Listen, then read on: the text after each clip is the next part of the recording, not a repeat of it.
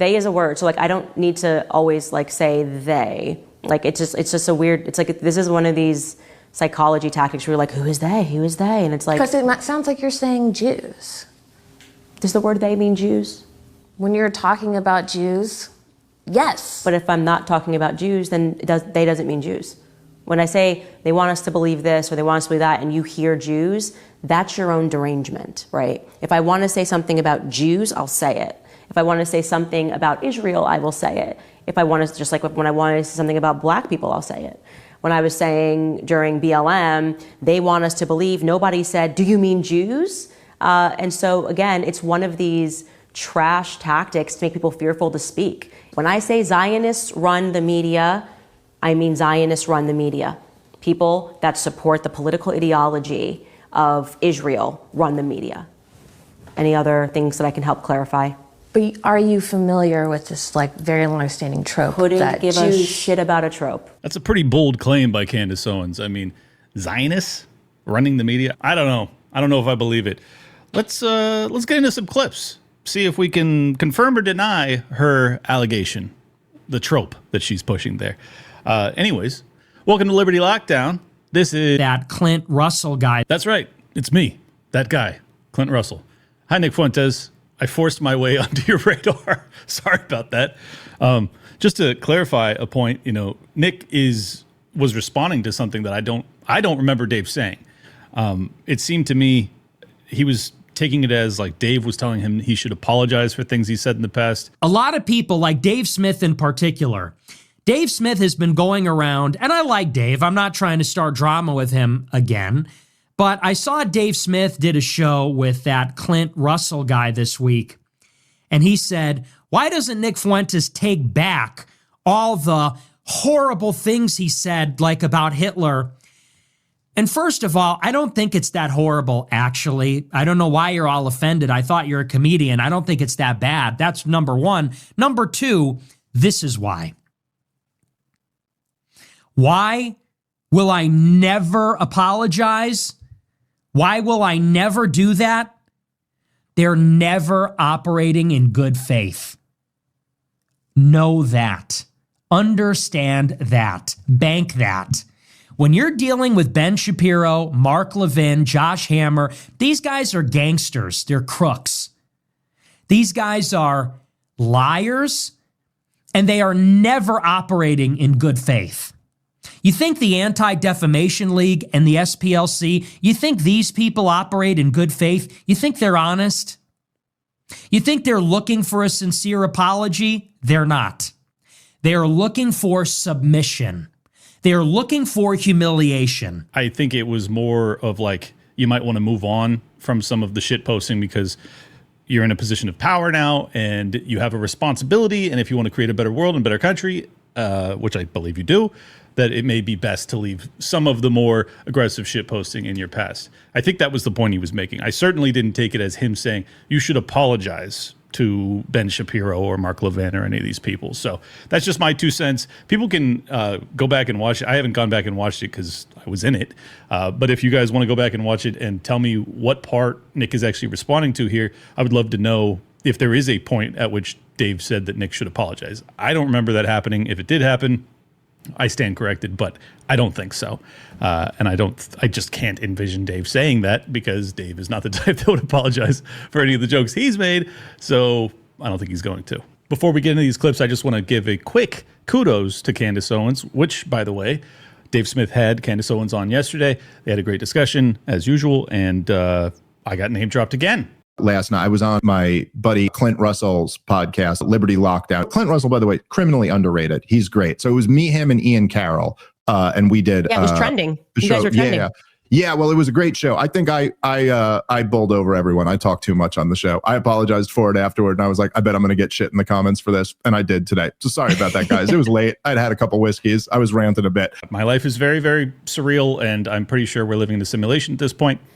That's the only assumption I can come to. I have no idea otherwise why all of this is happening. This is simulation theory. Confirmed. Elon Musk, I am your perfect case study. It's a simulation. You were right. I just want to point out, this is the whole game here, folks. This is the whole reason that our little sphere here is dominating the political commentating circle right now is like everybody wants to hear people telling their honest to God truth.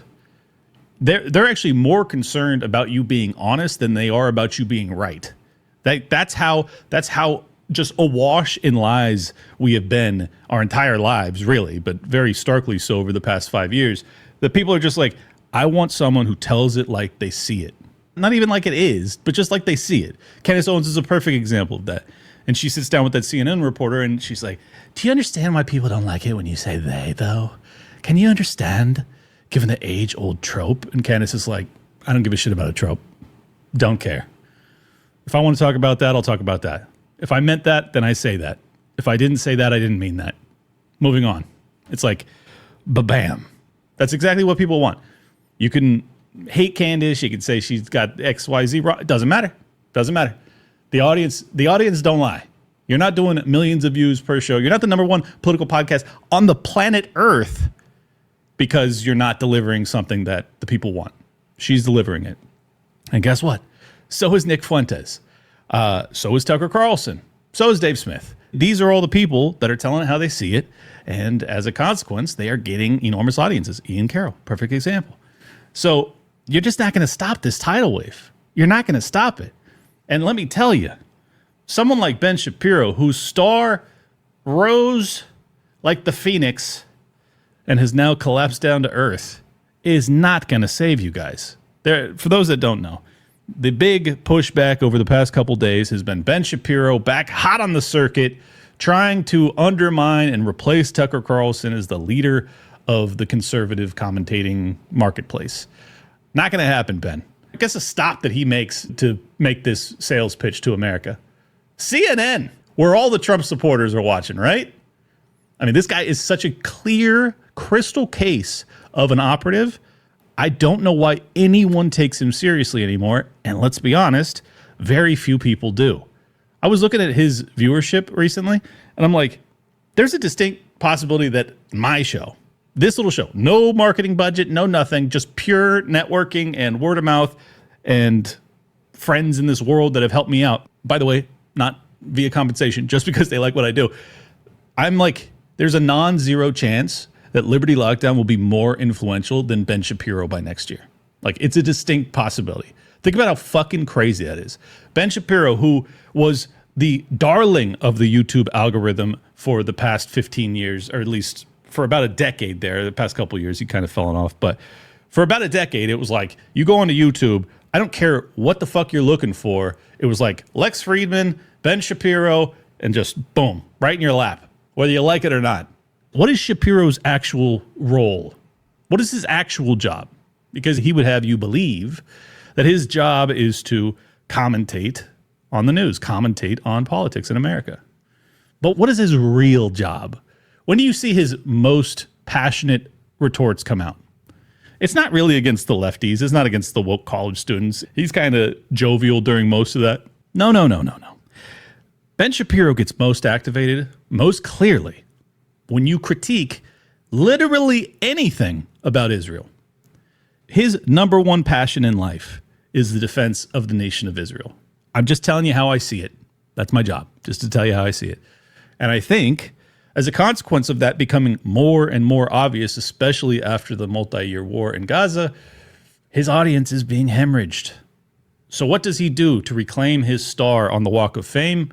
Well, he goes to CNN and he says this. If somebody glosses Nazis on the air, that person probably should not be associated with a conservative think tank, and that everyone should have a duty to say that that is a bad thing to do. The real issue here is I think that Tucker Carlson's morphing from, I would say, a very edgy right-wing political figure on Fox News, but certainly within the mainstream, into a conspiracist, a person who ideologically launders anti-Semitism, who ideologically launders all sorts of anti-Americanism on his show, and then airs it for the public to hear with interviews like the ones he did with Nick Fuentes, which was essentially a massage of Nick Fuentes. The truth is that most people don't watch politics all that granularly. Even people who are in politics don't spend a lot of time on sort of the fringe edgelord right, the way that Fuentes is. And so the sort of mainstreaming, the popularization and normalization of Fuentes by Carlson is significantly more important than just Fuentes' existence, obviously. It was a seminal moment, I think, when it comes to the right's decision as to whether Tucker himself is a source of truth or whether he is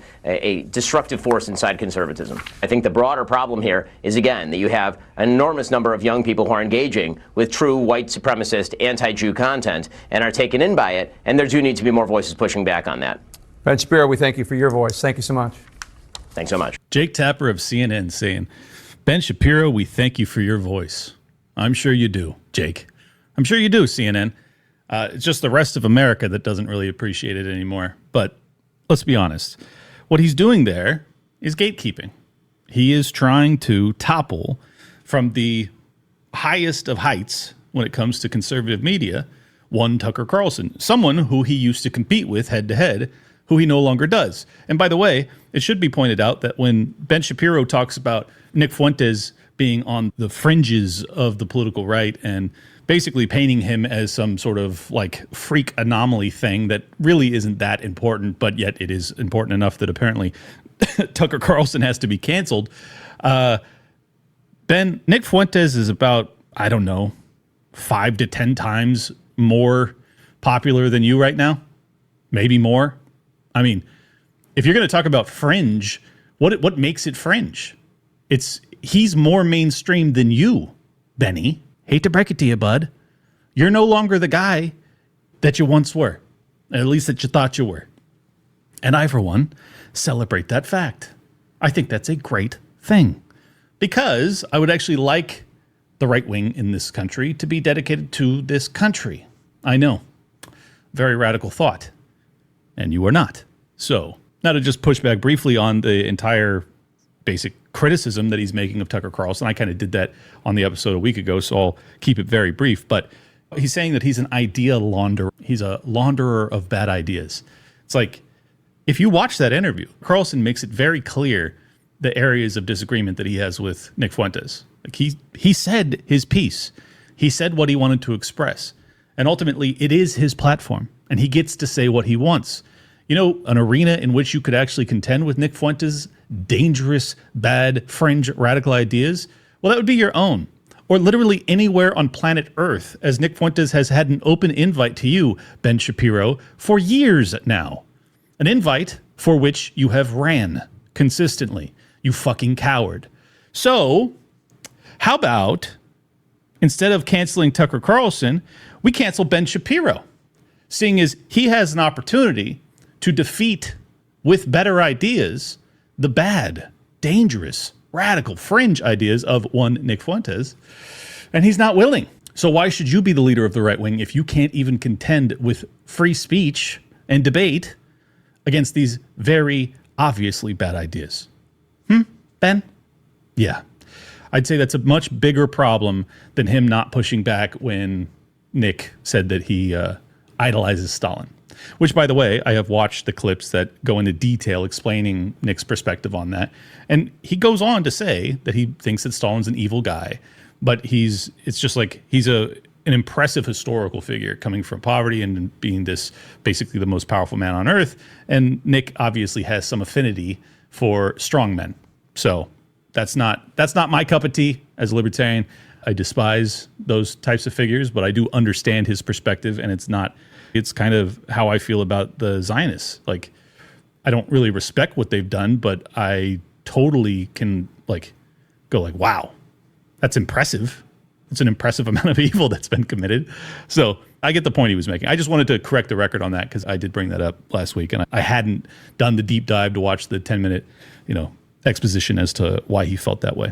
And in case you're still not convinced that Ben Shapiro's primary role in American political commentating is gatekeeping, here's what PBD had to say.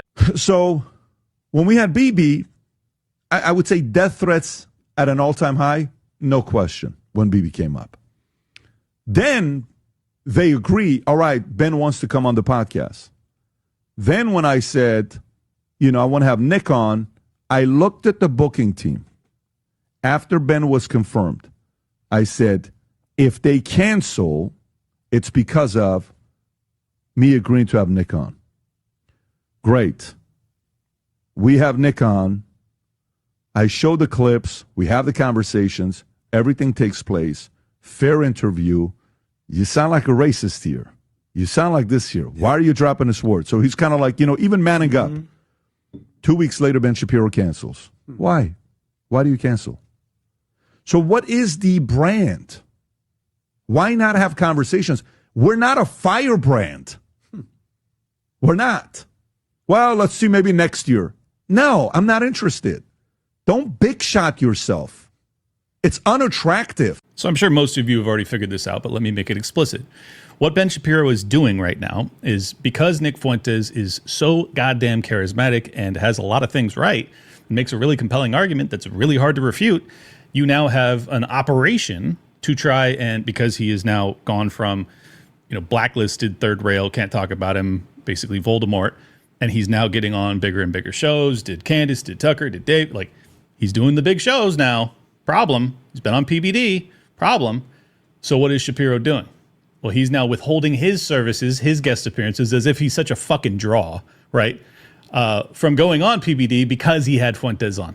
You see the game?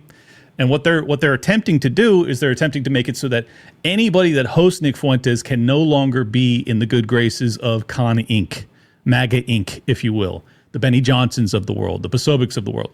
You can't be in those good graces if you deign it necessary to have a conversation with Nick Fuentes. And if you do have a conversation with Nick Fuentes, it better be you calling him a racist anti-Semite for an hour straight. And if it's not, well, then we're going to fucking destroy your life. That's what they're doing. It's super clear that's what he's doing. And it's not just him. It's Levin as well.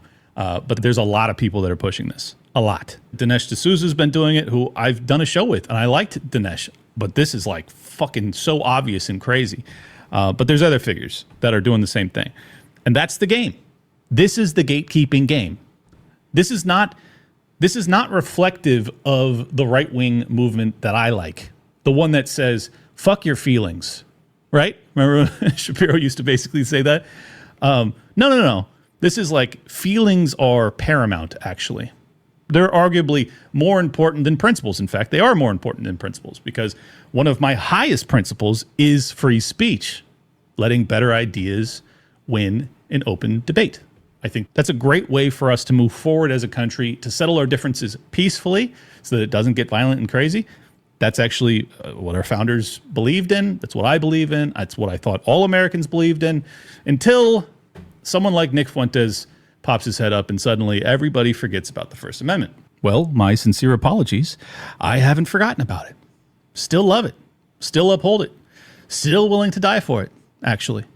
And so is Tucker Carlson. So is Dave Smith. So is Candace Owens. So is MTG. And I think Nick Fuentes is right there with that mentality. So those are my people right now. We don't have to agree on everything. In fact, we don't. But we have to have shared cultural values, shared principles, a shared ethos by which we formulate civilization. And people like Ben Shapiro don't have it, okay? This is the exact same thing. This is the funhouse mirror of the 2010 through 2018 period, 2021 period, really. Just the entire woke apocalypse that we went through. It's the same fucking thing. We all see it, right? There's a particular category of human beings that can't be criticized. Does that ring a bell for anybody? It rings a bell for me. We just went through it. That's what BLM was. This is what Candace Owens fought back against. This is the reason that she was so activated when this same phenomenon came on again. And once again, she found herself on the other side of it. And God bless her, she didn't change her principles. She actually continued to push the same talking points. No, I'm going to say what I have to say about this group of people. Nobody's special. Everybody is open for criticism. That is actual Americanism. That is actual freedom. But Ben Shapiro doesn't want that. Mark Levin doesn't want that. And it's not just Ben Shapiro that's unwilling to debate these issues, especially with Nick Fuentes. They're trying to do the same fucking thing to Tucker Carlson. Tucker Carlson, who does not have the same worldview, at least certainly not the exact same worldview of a Nick Fuentes, far from it. But Levin gets an opportunity, an offer directly from Tucker Carlson to debate their differences. And here's what Levin has to say. I got a very strange text this morning from Tucker Carlson, 10:16 a.m. I'll read it to you for verbatim. Good morning, he writes to me. The leadership at Turning Point has asked me to debate you at their event in Scottsdale in December. I'm happy to do it, and I hope you'll agree as well. Beyond the personal insults, which I'll try to keep to a minimum, there are real and important ideological differences between us, and I think the country would benefit from an extended conversation about them. So again, I hope you'll accept. Let me know. Thanks. The guy is desperate. He's taken a hit on his podcast. He's fighting like hell for his career. He's fighting like hell for his reputation. People are awakening to what scum he actually is. And he thinks I'm going to platform him. He thinks I'm going to help him kick up his podcast ratings. What would Charlie say? What would Rush say? What would any rational response? Here it is. I wrote him the following. My family and I want nothing to do with you. What you've become, your vile libels against my faith, millions of Christians, and in my view, what you seek to do to our country. There's nothing to debate. You're a Nazi promoter. You're the modern-day David Duke. I debate people with whom I disagree for a living, who are a lot smarter than you, but for whom I have some respect. I'm also disappointed in TPUSA that continues to platform you. Some unsolicited advice. Stop long enough to remember who you used to be and what you used to stand for. So, as expected, knee-jerk. For the record, I'm strongly anti-Nazi. Does he sound that way to you, America? Oh, you're going to hear more. But that's hardly the point. This seems like the perfect opportunity to rebut what you consider evil ideas and to do it to my face like a man. I think you'd jump at the chance, assuming you believe your positions are defensible. I'm offering the marketplace of ideas you often talk about. Is it possible you can't really defend, for example, what Israel has done to civilians in Gaza? I said, there you go. You're not feared, you're despised. Well, you're a coward, and if you change your mind, I'm here. Thanks, you little bastard. Nobody's afraid of you. I'd rather debate a skunk than you. It's moments like this where I feel like I'm losing my mind. Sincerely. Like, Tucker Carlson is the biggest political commentator on the right wing. And Mark Levin says he's desperate. He's struggling. He's trying to defend his career, defend his podcast. His numbers are plummeting. You think I'm going to go on and debate you and help uplift your podcast numbers? It's like, Mark Levin, what the fuck world do you live in? Like, you're so irrelevant, it's almost impossible to overstate. Like, you're just barely more relevant than Josh Hammer. Like, you're definitionally a non-entity. You probably have, like, every time I respond to you on X, I ratio you. Not to say that that means I'm, like, important or anything. I'm just saying you're not important at all, okay? So, fuck. And then to read off those private text messages, which, by the way, you're a total bitch for that, but also to do that in a way that's like, you think you're dunking on Tucker with that? Tucker's like, hey, I think it'd be good for the country that I'll try and keep the personal insults to a minimum. I think that our differences are significant and the country would benefit from a long form, debate between the two of us. And what do you say? And he just goes off like, you're an anti-Semite and I would never. And basically, fuck you and your whole family. And it's like, whoa. And then Tucker's just like, well, you're a coward. If you change your mind, I'll be here. It's like, Tucker looks like total chat energy there, bro. And you come off like a school marm. Which you are. Anyways, let's move on from Mark Levin. I shouldn't have spent that much time on him. I apologize. I will never play Mark Levin again. Okay, I probably will, but not often. This is what Tucker had to say in response to Shapiro with Megyn Kelly, which, by the way, I got a quick story. I actually went to Megyn Kelly's event last night, and I got to meet her. Very, very nice lady. I only got like a minute with her. It was a very brief meet and greet type deal. But I did have enough time to say to her, Megyn, I just want you to know that if you get the Tucker Carlson treatment next, there are 10 million people that will back you up. You don't ever need to kneel. And she said very sincerely, thank you so much. I really need the support right now. And then we took a photo and I peaced out. But I'm just saying, I think she's a good person. And I think she's a courageous lady. And I hope that she recognizes that, like, you don't need to play this game anymore. For our entire lives, you had to bite your tongue. You could not tell certain truths. You just couldn't do it. And if you did, your career was over. You would get the Nick Fuentes treatment. No fly list, get your bank accounts closed, deplatformed, blacklisted everywhere. That's not the world we're in anymore. In fact, it's the opposite. If you're courageous enough, you will shine. You will break through. You will hit heights that you have never hit before. That is the market speaking. All of the gatekeeping and the parameters by which we had to function before, they have fallen. Fucking stand up, step up. And if you still don't have the courage to do so, you have no one to blame but yourself. Look at all of the most high-profile figures in this space right now. Tucker, Nick, Candace. What's the commonality? They tell it like they see it, and they're independent. You have a choice. This goes for Matt Walsh and everybody else that, like, people keep saying, when are you going to leave the Daily Wire? Look, I'll just be straight with you. I don't give a shit what Matt Walsh does. If he wants to stay there and continue to bite his tongue about a bunch of shit, that's his prerogative. I don't care. But I'm not going to take you seriously until you leave. Just being honest. You seem compromised.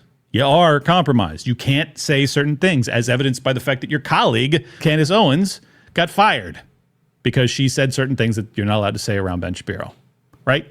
We all know that's what happened. So, anyways, the market is telling you, you will never be as successful as you can be in the political commentating space if you don't just fucking throw off the shackles and tell the truth. The reason that this is an important race is not because Lindsey Graham is like Mark Levin, you know, someone if you were stuck in an elevator with him, you'd have to obviously kill yourself because you couldn't handle it. He's not that. You'd enjoy being stuck in an elevator with him. That's the new world we're in.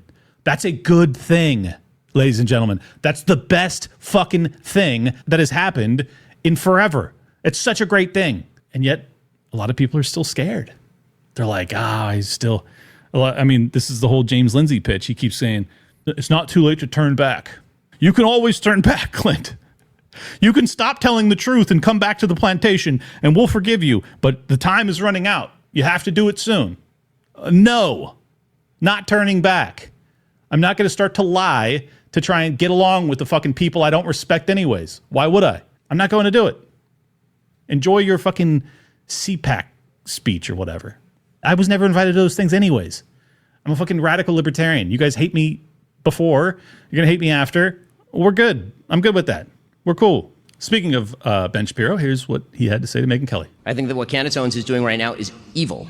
It is evil what she is doing right now. Okay? And I say that again. But what because like I didn't opine on whether it's evil or not, but my position is it's really none of my business. And why is it? But I have a question. Why is it none of your business? I mean, you comment on these things for a living. I'm not mother of the internet. No, but if this were on the left and somebody were accusing Charlie Kirk of his wife having murdered him, I assume that you would be talking about it. Is that what Candace is accusing Erica of? Yes. Of murdering her own husband? She's accusing TPUSA insiders and other members of the right wing, including Seth Dillon, of being involved in the murder of Charlie Kirk, yes. Okay. Like I said, I don't take in that content, which is an honest statement. I don't have time to watch Candace's show. I believe you. But the point that I'm making is that what I understand friendship Candace should not, in our doing. business, I think it's important. Listen, Candace friendship and I are should not friends. trump. We don't even know each other. I understand, but even with Tucker, friendship should not trump our manifest requirement to speak out when people do and say things that are both detrimental to conservatism and morally wrong. Okay, so I don't totally disagree, but I think the way of handling that, at least for me, is much different. Imagine condemning someone for saying something that you find morally reprehensible, which is what Ben Shapiro is doing to Candace Owens right there, and then just whole cloth making up a claim Candace has never said. Ever. Never even hinted at. He says explicitly that Erica Kirk killed her own husband, according to Candace Owens. That's the allegation that Candace Owens is making. Candace has never fucking said that. Ever. Ever, ever, ever. That's a terrible, terrible lie. And he knows she hasn't said that. There's no way he fucking thinks she said that, which is why he immediately backpedals and he goes, no. She's saying that, Seth Dillon and a bunch of the TPUSA insiders did it. She's not fucking saying that either. She's saying that she believes that they're covering up. The reason she believes that is because they are overtly lying, provably lying. We know that for a fact. Does that mean that they're covering up like the actual murder? We don't know. We just know that they're lying. So that's the position. A lot of people in Charlie's inner circle have been proven to have lied in the aftermath of his assassination.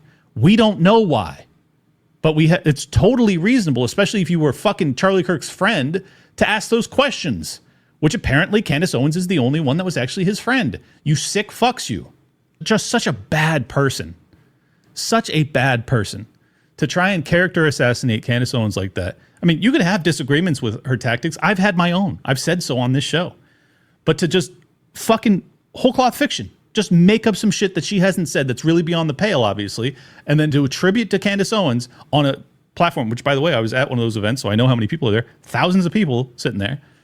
And to say that to Megyn Kelly, and then to demand of Megyn Kelly, essentially, that she condemn Candace Owens, Tucker Carlson, blah, blah, blah, the list goes on and on now, for things that didn't even happen. And you're the moral arbiter, you're the moral guardrails of the right wing that we have to listen to and basically craft our lifestyles around.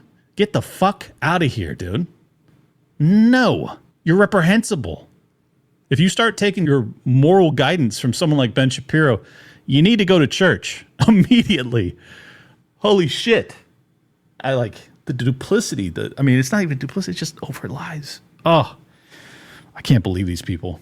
All right, one more clip. The main criticism, as I understand it, has been, well, yes, platforming. They say that. I don't accept platforming as a valid objection. When is that a verb, by the way? You take a noun and you make it into a verb and nobody says anything? As a former editor, I say no. Yeah, agreed. Okay. Honestly, but as far as I know, Nick Fuentes hasn't eaten anyone. You know, I mean, Jeffrey Dahmer ate people, and he was platformed by Diane Sawyer. Dude, we have a sitting member of Congress. I spoke to the Speaker of the House about this today. We have a sitting member of Congress from Florida called Randy Fine, who was literally texted or put on Twitter, we should kill them all. Every single one. Someone texted a picture of a dead baby, and he laughs at it. And it's like, this guy's a lawmaker who's appropriating money to a military committing genocide, and that's cool? It's not cool. No. And let's just be honest. That is much worse than anything Nick Fuentes. That's irrefutable. Obviously, factually accurate. Randy Fine and what he has said and done is on all levels worse than any of the worst hits or jokes or whatever the fuck you want to say about Nick Fuentes. Way worse. Literally, like tens of thousands of people died. Hello? You think tens of thousands of people died because Nick made a joke? No, I don't think so, Randy.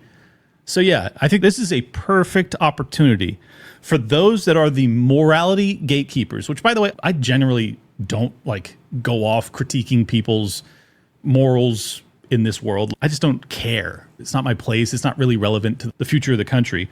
Unless I see like obvious lies, like obvious liars, I will call that out. But like if it's a difference of opinion and your morals are, you know, a little bit questionable, I tend not to concern myself with it. Like, do whatever you want. I don't care. You're not relevant, so keep it moving. But when it comes to the people who are doing this, the actual woke right, the actual people that want to cancel others, and they actually have reprehensible morals themselves, well then yeah, it's time for the little hypocrisy shuffle. Let's play that game. You want to question my morals? How about we question yours? How about the genocide you funded? How about that? How about all of the wars that you guys have fought? How about the violations of the First and Second and Fifth and every amendment? How about we talk about that a little bit? Talk about that and talk about how you've gotten super wealthy off of destroying this country. If you want to have a morality debate, okay, let's do it. Especially the politicians. And just to repeat, you're not going to win this debate with suppression. The entire all of the horses have stampeded out of the corral. The barn door flew open. The hinges have broken off. There are no doors left. Okay? This is what Asmund Gold, who's one of the biggest streamers on YouTube, had to say to a Harrison Smith clip, friend of the show. If you have a problem with any of that, you hate Jews and you are a Nazi. Yeah. It's just not going to, it's not working. And so the right is like, there are two factions inside of right-wing politics right now. There are America First conservatives, and there are international traditional, you know, neocon Israel, like lobbyist people, right? Like there are two groups of people here. And the infighting is why they're losing. They're losing because they're infighting. The reality, though, is that, again, the Israel issue is the Republican trans issue. I think 80%, a huge amount of voters are demoralized, completely fucking demoralized by the fact that they have politicians playing, like kowtowing and playing patty cake with Israel constantly. It is. It's a massive thing. And the more that you play into that, and the more that you try to like, oh no, this is normal, this is fine, that's the problem. Who are you voting in the best interest for? American citizens or Israeli citizens? And you're in the American fucking government? I think, you know what? If you can't answer that question, I have a different question. Do you want to go to Israel today or tomorrow? Because you're getting a one-way ticket there and you're never coming back. That's my opinion. That's not a political commentator. That's just like a cultural commentator, basically, on YouTube, and millions of viewers, millions. This is, and he's reflective of his generation. The 20 to 40-year-old generation is like, we're not fucking doing this anymore. So good luck. Good luck blacklisting all of us. You think we won't all migrate to whatever platform allows us to continue to have these conversations? By the way, I'm so like in this world and so radicalized at this point, I can't even go to normie conventions anymore. Like they used to be really interesting to me to hear, you know, someone talk, some either politician or commentator, and now I just hear them. I'm like, boring. It's such a snooze fest, man. And no disrespect to Megan, I do like her, but you know, that shit doesn't do anything for me. Like after the 3-hour-long conversation you have with Dave Smith and Ian Carroll, you think I'm going to go listen to Eric Trump talk and be like riveted? No, because they can't tell the whole truth. That's the whole market demand. And I'm just like you guys. That's all I want. I want honest, interesting discussions from people who are not bought and paid for. And if I sniff that, I change the channel. It's immediately over. And I don't turn back. And that's the whole environment now. I probably shouldn't even be giving these tips to them, but like they're not going to take me seriously anyways because I'm a racist and a bigot, and right? So that's the truth, though. If you want to win in this game, which I don't think it's a game, but you know what I'm saying. If you want to win in this market, you have to tell the fucking truth and you cannot be compromised. And if you are, well, then you better have a huge marketing budget behind you, like Mr. Hollyhand, and pray to God that you trick enough people that you can actually make a living doing this. Because best I can tell, this is the first time in my life that all that matters, literally all that matters, is honesty. What a world. What a beautiful fucking time to be alive. It's so good. It's so refreshing, and I'm not going back. I don't know about you. I'm not going back. I absolutely refuse. I will never go back into the fucking corral of allowable opinion. Fuck you. Let me show you a good example of those types of speeches that are super canned and obviously bought and paid for. This is our good friend Benny Johnson. How we doing tonight? Good? How we feeling? You feeling that revival spirit? You feeling that revolutionary spirit? That comeback spirit? 1 year ago, tonight, President Trump won the 2024 election. You want to know how your presidency's pretty much a total failure? On the 1 year anniversary of you winning the election, the only celebration that you have is to say that you won the election. That's a great sign. That's not like we're 1 year into the, Trump's presidency and here's all of the things that he's accomplished. It's just 1 year ago, we won. What? Do you feel the spirit? No, I don't feel the spirit. And if I do feel anything, it's anger, actually. And why? Well, Candace elucidates that quickly here. And if you think you're going to infiltrate and convince us that this is the same party while we get gaslit about everything that's happening, like I said, you lost the party. MAGA got fractured, not when Tucker Carlson interviewed Nick Fuentes, but when Donald Trump looked at us in our faces and said, Epstein who? That's when it was game over. You guys remember that, right? A couple months ago. You're still talking about Epstein? Oh, my God. Why haven't we moved on? Well, President Trump, it's because no one's fucking in prison other than the guy who died in prison inexplicably. By the way, another friend of the show, former guest, Steve Baker, has an incredible expose that I'm not going to read the whole thing to you. It's going to be out, and he's probably going to be doing the media circuit, and I'll see if I can get him on for a quick hit on this show to discuss it. But he works for The Blaze, and kudos to him. If he got this right, he deserves the Pulitzer, for real. They think that they have basically a gate match, so based off of the walking of a former Capitol police officer who they believe is responsible for planning the J5 pipe bomb. That's the bomb that was planted the night before the J6 riots, which we now know had hundreds of plainclothes police officers involved, which probably catalyzed the riots to begin with. So I'll just tell you what I think. This is early. No arrests have been made. No arrests will probably ever be made. And we'll probably never get justice because that's just how everything works. Again, just being honest. But here's my thought process. And I've felt like this for a long time. But if it turns out that Steve Baker's investigation is correct and that this lady, Capitol Police cop, is actually responsible for planning that pipe bomb, which, by the way, she then went on a couple months later, quit her job, and now works for the CIA.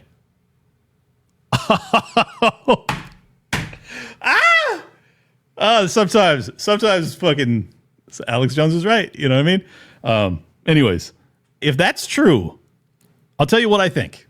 I don't know for sure. I don't know, but we know. You know what I mean? We don't know, but we know. If she got a job with the CIA and she's responsible for that pipe bomb, the CIA did it. Like, we can all acknowledge that, right? Okay, so I think it's the CIA.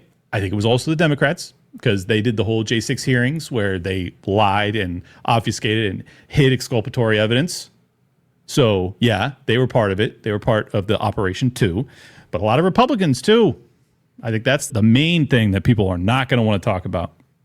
This is a bipartisan affair.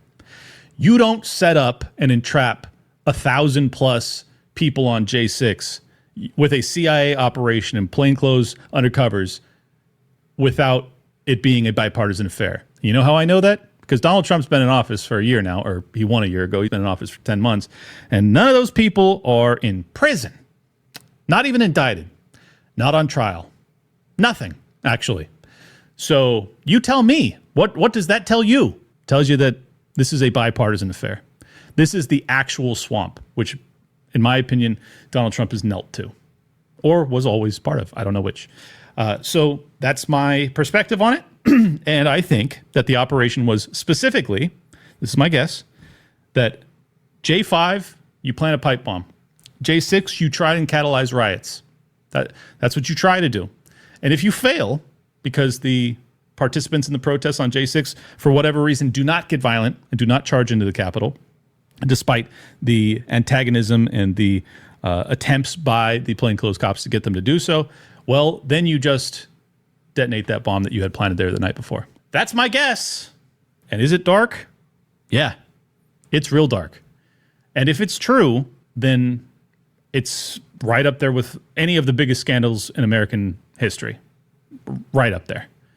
I'm going to go into further detail once we get additional confirmation, and God willing, we get some arrests on this thing. But I'm going to leave it at that for now. It's a huge story. And you're not going to hear about this most likely from Fox News and CNN and all these other organizations. That's my guess. I hope I'm proven wrong on that. But my God, talk about a tyrannical empire we live under. Framing the populist right wing as terrorists. But don't you for a second think that they might have been involved in the assassination of Charlie Kirk. That would be dangerous. That would be radical. I wouldn't go there. All right. I got one serious bit of news that I got to get into. I mean, this has all been serious, but like one less salacious story that I think is really important. And this ties into my wheelhouse because this is about mortgages. And this will be really boring for some people and really, really interesting for others. So I don't know. You can judge for yourself if this is a segment worth watching. It's going to be very quick, but I think it's really important. So here's Donald Trump, or the Trump administration's brainchild to remedy the home ownership crisis amongst the young in this country. I'm sure you're thinking to yourself, well, they're just gonna like cut regulations and they're gonna make it so that it's much easier to build. Because if you increase the supply, well, then it might meet the demand and then pricing will come down, right? No, none of that. Their big plan to remedy the crisis of young people's home ownership is to extend mortgages from 30 years to 50 years. Oh, man. I'm so personally offended on so many fronts. Like my Austrian economics background, furious. My mortgage broker background, furious. Fiscal conservative background, I'm so angry about this. So just real briefly, let me explain. So a 30-year mortgage versus a 50-year mortgage, right? Obviously, it's an amortization. So it's going to be how many years it takes you to pay off that loan. So it's an additional 20 years. So if you buy that house at 25 years old, you're not going to be able to afford a house until you're probably 30 or 35 or 40. So 35 years, old plus 50 puts you at 85 when you pay off that fucking mortgage. I'm sorry. I'm going to try not to laugh through this whole thing, but it's so fucking crazy. It makes me so mad. All right. So then you do the math on this. So a 30-year mortgage at 6%, say like a $500,000 loan, because like starter home is usually $600,000 to $800,000 in much of the country now. So you take out a $500,000 loan, and the payment difference between a 30 and a 50-year mortgage is about $400 per month. And the way qualification works for a mortgage is that your DTI, your debt to income ratio, usually is capped at 50% of your gross income. So say you make, I don't know, $7,000 a month. That means that your DTI is capped at 50%, which is $3,500. So that's 50% of 7,000.